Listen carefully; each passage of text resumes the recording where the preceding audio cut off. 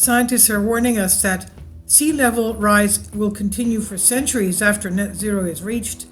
They say damage is done. Sea levels will continue to rise for centuries after net zero emissions. A balance between the greenhouse gases emitted into the atmosphere and those removed is reached. This is what a leading hydrology expert told Express UK. Last year was the sixth hottest year on record, with a global temperature 1.1 degrees Celsius above the pre-industrial average. New analysis from NASA and the National Oceanic Atmospheric Administration, NOAA, finds temperature records were broken across the world, as California's Death Valley recorded staggering highs of 54.4 degrees Celsius. An estimated 1.8 billion people, or a quarter of the world's population, live in countries that experienced the hottest year on record.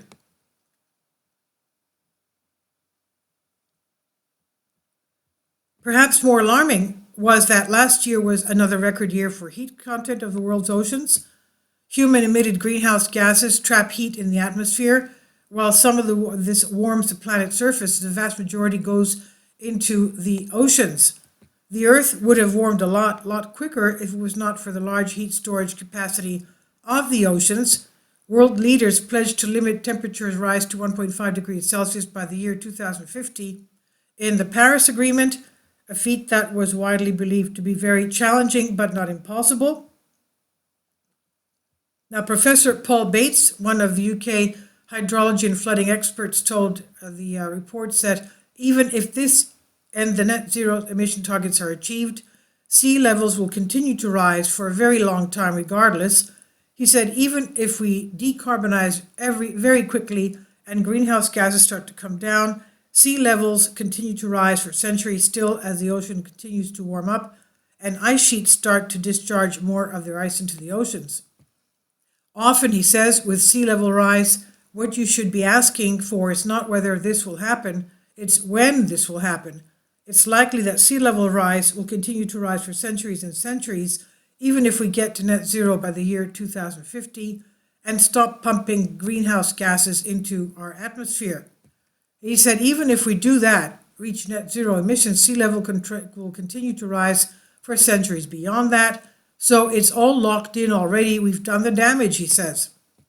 Met Office research confirms that sea levels rise will continue to rise well beyond the year 2100 under all future emission scenarios, and the severity of the rise is dependent on future greenhouse gas emissions.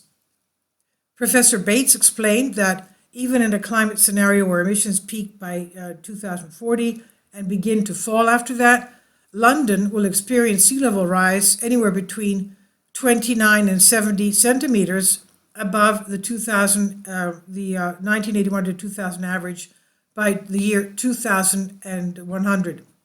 So 70 centimeters, that's about 2 feet. Can you imagine? He explained it could be between 29 and 70 centimeters, and that's what's known as the 5 to 95% range. He said, so there is a 10% chance it will either be smaller or greater than that, but that's just the most likely part of the range.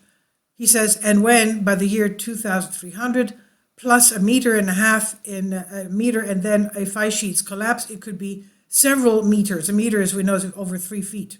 Several meters, what is that? 2 or 3 feet, 4 feet? 12 feet. I support my Patreon account. The daily posts are 5 videos daily, and they are totally different from what I have on my YouTube channel.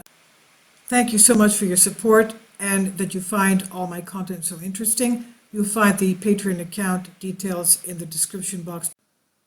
This is the area of Wales, one of the cities that will be the first victims. This is the Welsh village of Fairborn. It's said to be the United Kingdom's first climate change victim. You can see it's just a couple of feet, I don't know, maybe 1 foot, 2 feet. I don't know what it looks like.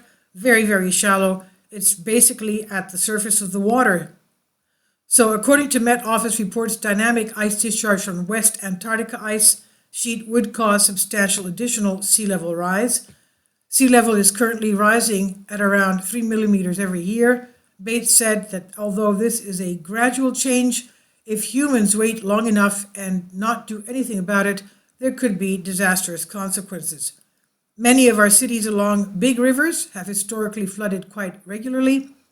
And likewise, he says, much of the eastern coast is often subject to flooding troubles and is likely to be hit hardest by rising sea levels. Other areas likely to be affected include Portsmouth, Kensington, Chelsea, Greenwich, and North Wales.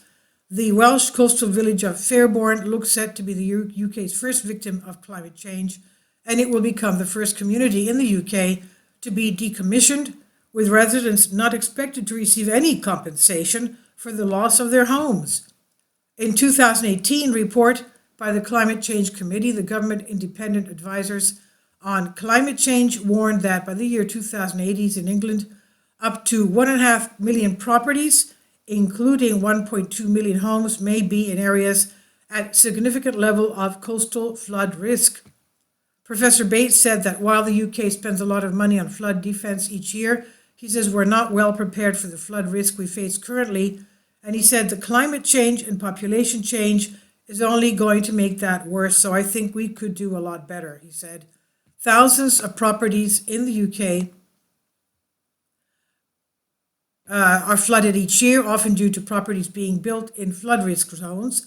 Professor Bates said it depends what you think about what you think about that, but I look at that as being unacceptably high. He says, I think we have too much flood risk in the UK currently, and we don't do enough to zone develop and keep people out of harm's way, so I think we could do more. And this goes, of course, for the east coast of North America. This is by Charlie Pittock on Express UK. Please leave your comments, and thank you for your support.